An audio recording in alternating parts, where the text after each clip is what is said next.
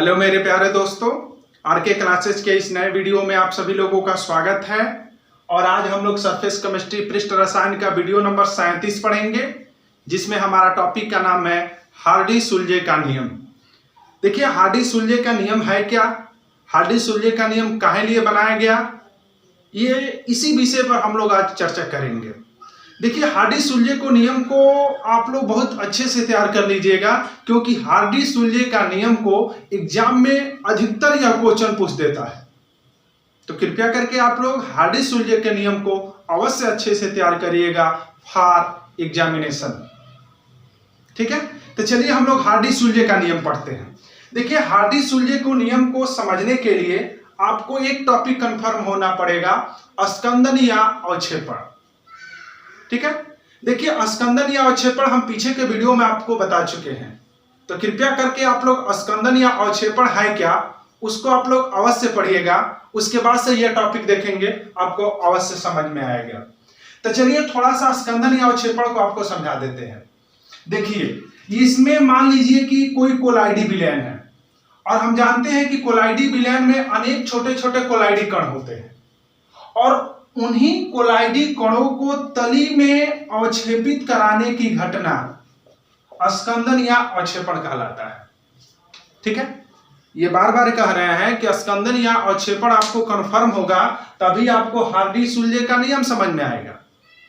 किसे कहते हैं स्कंदन या अवक्षेपण?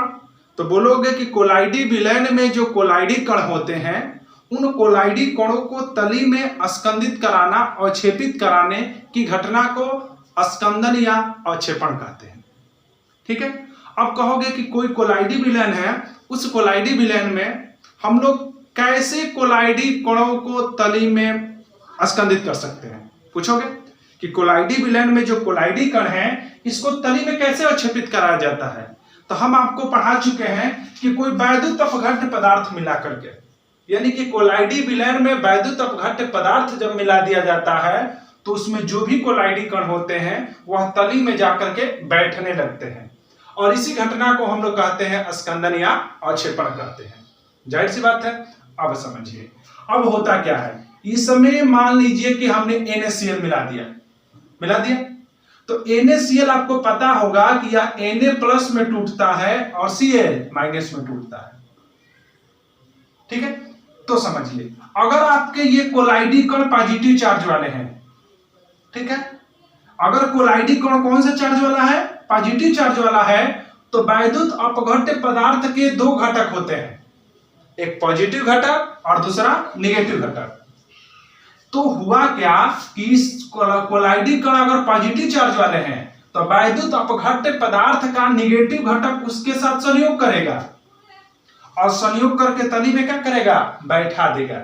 यानी कि अगर वैद्युत अपघट्य पदार्थ निगेटिव वाला है तो वह कोलाइडी कण के पॉजिटिव वाले से संयोग करता है। यानी कहने का मतलब यह है कि यदि तुम्हारे कोलाइडी कण पॉजिटिव चार्ज वाला है तो वैद्युत अपघट्य पदार्थ का ऋणायन भाग उससे संयोग करके बड़ा आकृति का कण बना करके तली में बैठा देता है। यदि आपके कोलाइडी कण निगेटिव चार्ज वाला है तो जो उसमें वैद्युत अपघट्य पदार्थ डाले हो, तो उस वैद्युत अपघट्य पदार्थ का पॉजिटिव वाला हिस्सा उसके साथ संयोग करेगा, और संयोग करके बड़ा आकृति का कण बना करके तली में अवक्षेपित करा देगा। यानी कि हम यह समझ गए कि जो कोलाइडी विलयन में वैद्युत अपघट्य पदार्थ डालते हैं, तो वैद्युत अपघट्य पदार्थ के डालने के कारण ही तुम्हारा कोई कोलाइडी विलयन में जो कोलाइडी कण होते हैं वह बड़े आकृति का कण बना करके तली में जाकर के क्या होते हैं, बैठ जाते हैं। जानते हो, और ये भी आपको थ्योरम पता हो गया कि यदि तुम्हारा कोलाइडी कण पॉजिटिव चार्ज वाला होता है तो वैद्युत अपघट्य पदार्थ का ऋणायन भाग उससे संयोग करेगा। यदि तुम्हारा कोलाइडी कण निगेटिव चार्ज वाला होता है तो वैद्युत अपघट्य पदार्थ का धनायन भाग उसके साथ संयोग करेगा और तली में क्या करेगा, अवक्षेपित कर देगा। जानते हो, अब समझिए, यानी कि हम यह समझ गए कि अगर तुम्हारा धनायन कोलाइडी कणों को अवक्षेपित करना है तो उसके लिए हमको किसकी आवश्यकता पड़ेगी, ऋणात्मक आयन को। यदि हमको ऋणायन कोलाइडी कणों को अवक्षेपित कराना है तो उसके लिए हमको किसकी आवश्यकता पड़ेगी, धनायन वैद्युत अपघट्य पदार्थ को।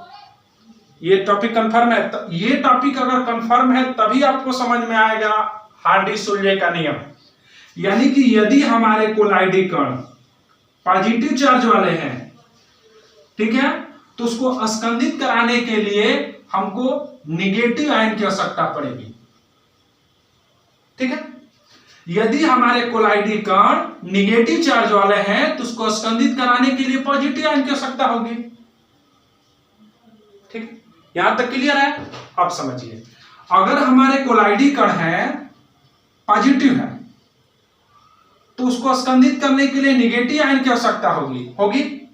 तो जाहिर सी बात है कि यदि निगेटिव आयन मान लीजिए कि PO4 पर 3 माइनस हो, SO4 पर 2 माइनस हो, Cl माइनस हो। सोचिए, यदि हमारा कोलाइडी कण पॉजिटिव चार्ज वाला है, मान लीजिए कि हमारा कोलाइडी कण कौन सा चार्ज वाला है? पॉजिटिव चार्ज वाला है। उसको स्कंदित कराने के लिए हमको ऋण आयन की आवश्यकता होगी। ठीक है, उसको स्कंदित कराने के लिए किसकी आवश्यकता होगी? ऋण आयन की आवश्यकता होगी। तो ये भी आपका ऋण आयन है, ये भी आपका ऋण आयन है और ये भी आपका ऋण आयन है। बशर्ते इस पर 3 माइनस है, इस पर 2 माइनस है और इस पर 1 माइनस है।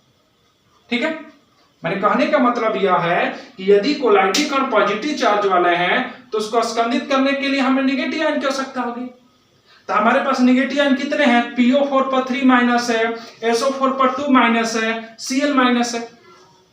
तो इसमें कौन अच्छा होगा, कौन ज्यादा स्कंदित करेगा? यही आपको बताया था हार्डी-सुलजे का नियम। समझिएगा, एकदम ध्यान से देखिए, आपको कहां से हमने लेकर के कहां पर ले जाकर आपको पटका है। शून्य से चालू किए हैं और ले जाकर एकदम डायरेक्ट आपको टॉपिक पर ला दिए हैं जो हमको पढ़ना है। हम आपको शुरू में बताया स्कंदन क्या होता है, अवक्षेपण क्या होता है। स्कंदन या अवक्षेपण वैद्युत अपघट्य पदार्थों के द्वारा किया जाता है। यदि कोलाइडी कण पॉजिटिव चार्ज वाले हैं तो उसको स्कंदित करने के लिए ऋण आयन की आवश्यकता होगी। अब हमके पास मान लीजिए कि 3 गो ऋण आयन है, एक पर 3 माइनस है, एक पर 2 माइनस है और एक पर सिंगल माइनस है।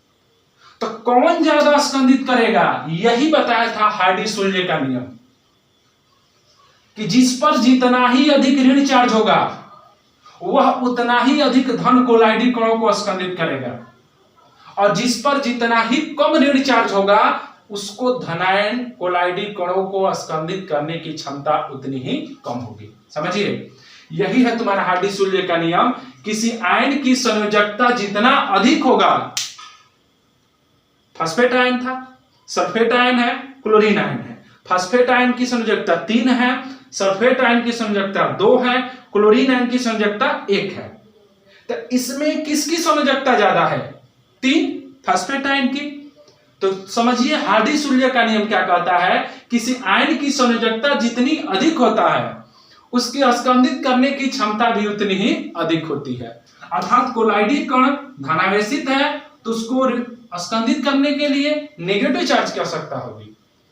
कौन ज्यादा स्कंदित करेगा? जिस पर जितना ही अधिक ऋण चार्ज होगा। तो ये बताइए, धनायन कोलाइडी कणों को स्कंदित करने के लिए ऋण आयन की आवश्यकता होगी। तीनों ऋण आयन है ये, लेकिन इसमें किसकी क्षमता अधिक है स्कंदित करने की? फास्फेट आयन की। क्यों? क्योंकि इस पर 3 माइनस है।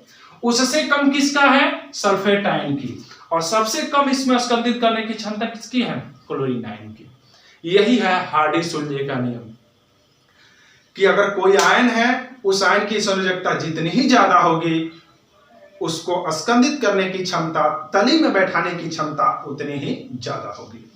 ठीक है, अब समझिए, यदि आपके कोलाइडी कण निगेटिव चार्ज वाले हैं, यदि आपके कोलाइडी कण कौन से चार्ज वाले हैं? निगेटिव चार्ज वाले हैं, तो जाहिर सी बात है वैद्युत अपघट्य पदार्थ का धन आयन ही उसको संयोग करेगा उससे और संयोग करके तली में अवक्षेपित कर देगा। जानते हैं कि यदि आपका कोलाइडी कण निगेटिव चार्ज वाला है तो वैद्युत अपघट्य पदार्थ का धनायन भाग उससे संयोग करेगा और तली में आपको अवक्षेपित कर देगा। अब समझिए, धन आयन हमारे पास 3 है, Al पर 3 प्लस है, बेरियम पर 2 प्लस है और सोडियम पर 1 प्लस है। माने कि अब मान लीजिए कि सपोज करिए कि कोलाइडी कण निगेटिव चार्ज वाले हैं, इन कोलाइडी कणों को स्कंदित करने के लिए पॉजिटिव आयन की आवश्यकता होगी। तो एल्युमिनियम पर 3 प्लस है, बेरियम पर 2 प्लस है, सोडियम पर 1+ है, तो कौन ज्यादा इसको स्कंदित करेगा? तो वही बात है कि अगर तुम्हारे कोलाइडी का ऋण आयन है, यदि तुम्हारे कोलाइडी का ऋण आयन है, तो जितना ही ज्यादा जिस पर अधिक पॉजिटिव चार्ज रहेगा वह उतना ही अधिक उसको तली में स्कंदित करेगा। आपको बता चुके हैं कि यदि कोलाइडी कण धन चार्ज वाले हैं तो उसको स्कंदित करने के लिए ऋण आयन की आवश्यकता होगी, और जिस पर जितना ही अधिक ऋण आयन होगा उसको स्कंदित करने की क्षमता जो है उतनी ही अधिक होगी।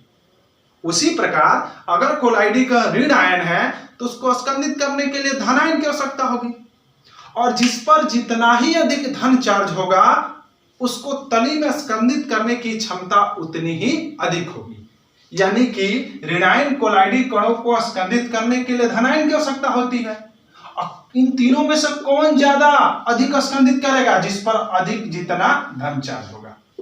ठीक है, तो दोस्तों इस तरह से ये तुम्हारा क्या हो गया? हार्डी-सूल्जे का नियम हो गया।